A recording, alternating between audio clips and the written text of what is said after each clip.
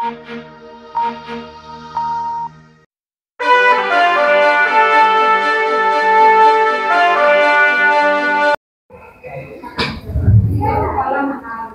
साथ है स्वामी आशुतोषानंद गिरी जी, महामंडलेश्वर कैलाश अखाड़ा से। आज काशी में सनातन धर्म अखाड़े का एक आयोजन शुरू हुआ जो 3 दिन से लगातार चल रहा है।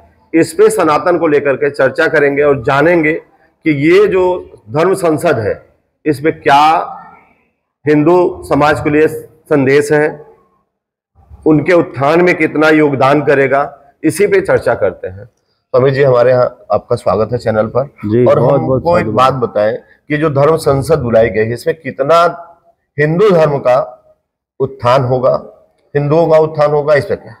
हम लोग जो यहाँ एकत्रित हुए हैं सनातन धर्म संस्कृति संसद में 2023 में, इसका जो मुख्य उद्देश्य है वो हिंदू धर्म जागरण है।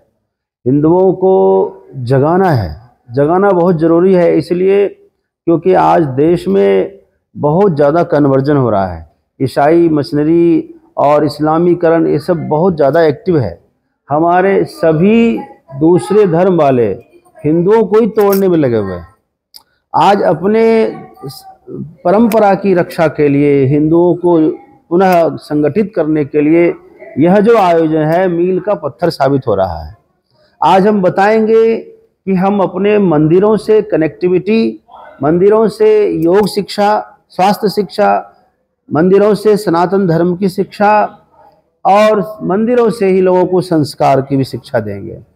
तो मंदिरों से इतनी चीज़ों को जोड़ने के लिए पूरे देश के कोने कोने से साधु संत आए हुए हैं, क्योंकि यही तो हमारे प्रचारक हैं।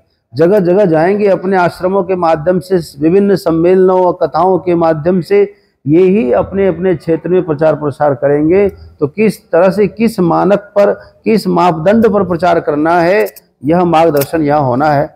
यहाँ पर हिंदू संस्कृति के हर मत को मानने वाले संत हैं जी, इसकी एकाग्रता हुई, यहाँ पे इकट्ठता हुई है।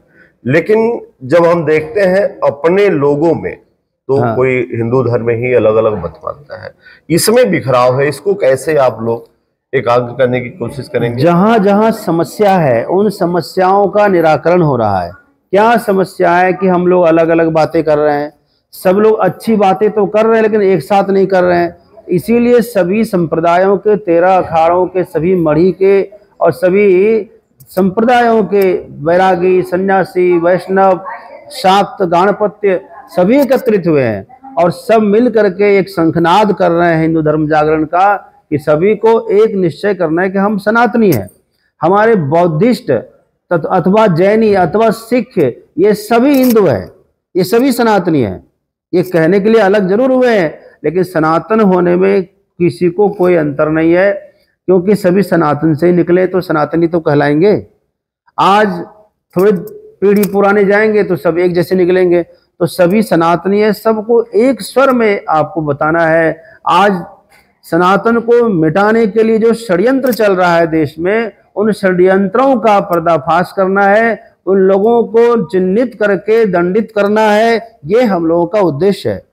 हाँ महाराज, एक सनातन धर्म में गुरुकुल पद्धत होती थी। गुरुकुल पद्धत कहीं न कहीं निपुण होती जा रही, कहीं कहीं संकुचित, मतलब एक माइनस दायरे में जिसको मान सकते हैं, लेकिन सरकार उस पर ध्यान नहीं देती है। आप संतों के माध्यम से हमें जानना चाहेंगे, क्या सरकार से आप ये कहेंगे, जैसे आप देखें कि मदरसे में जो शिक्षक हैं जी, उनको वेतन मिलता है, लेकिन जो वैदिक पढ़ा रहे हैं उनको अनुदान देती सरकार। तो मेरे साथ कितना दुर्भावना है इनके पढ़े लिखे वैदिक बच्चों के साथ में।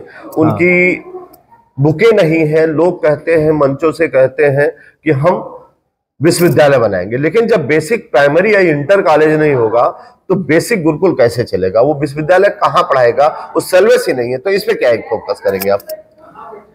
आपको बता दें कि ब्रिटिश सरकार ने भारत में गुरुकुल को बैन कर दिया था, गुरुकुल परंपरा, लेकिन मठों और मंदिरों को बैन नहीं किया था। मठ मंदिरों से परंपरा जीवित रही, शंखनाद होता रहा, वेदाध्ययन भी होता रहा। आज फिर से वही समय आया है, जितने भी मंदिर है भारत में, सभी मंदिरों से गुरुकुल का संचालन होगा, सभी मंदिरों से शिक्षा मिलेगी। गुरुकुल सरकार भी निर्माण करा रही है, और कराएगी। ये फोकस हो रहा है, सुधार हुआ है।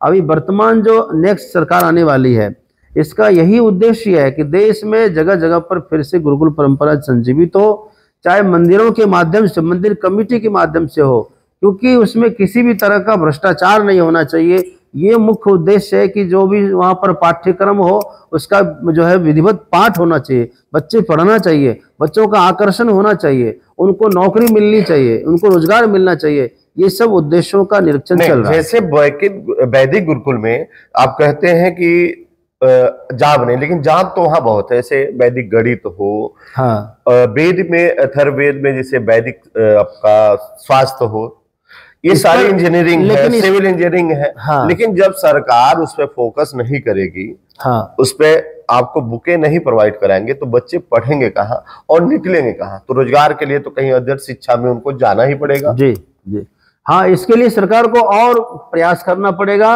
और ज्यादा जो है शोध करने की आवश्यकता है कि इसमें कितना संभावना कितनी है नौकरियों की, जॉब की। जैसे आपने कहा वैदिक गणित है, वैदिक गणित के माध्यम से, लेकिन वर्तमान में जो गणित है उस गणित में बहुत अंतर है। शुरुआत तो सबने वैदिक गणित से ही किया, लेकिन आज थोड़ा टेक्निकल कर दिया है, आज थोड़ा अलग कर दिया है, और जितना भी जॉब है उन गणित पर आधारित हो गया है।